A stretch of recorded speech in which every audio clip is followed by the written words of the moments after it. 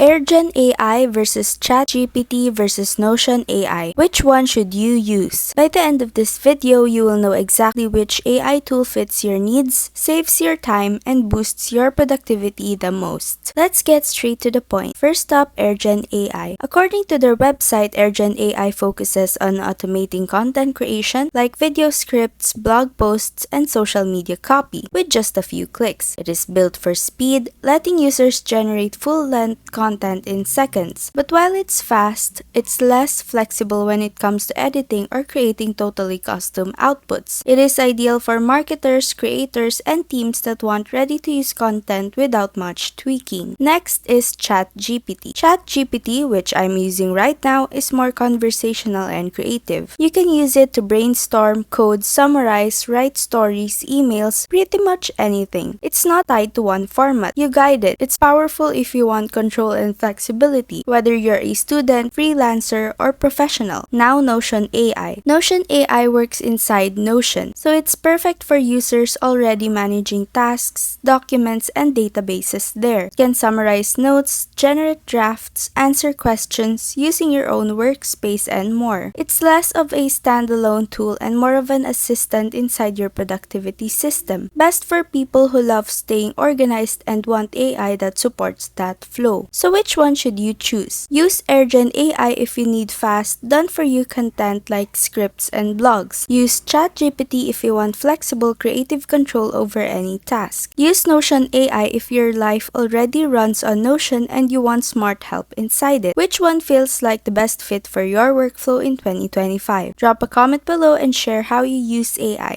And if this helped you, give it a like, subscribe, and see you soon.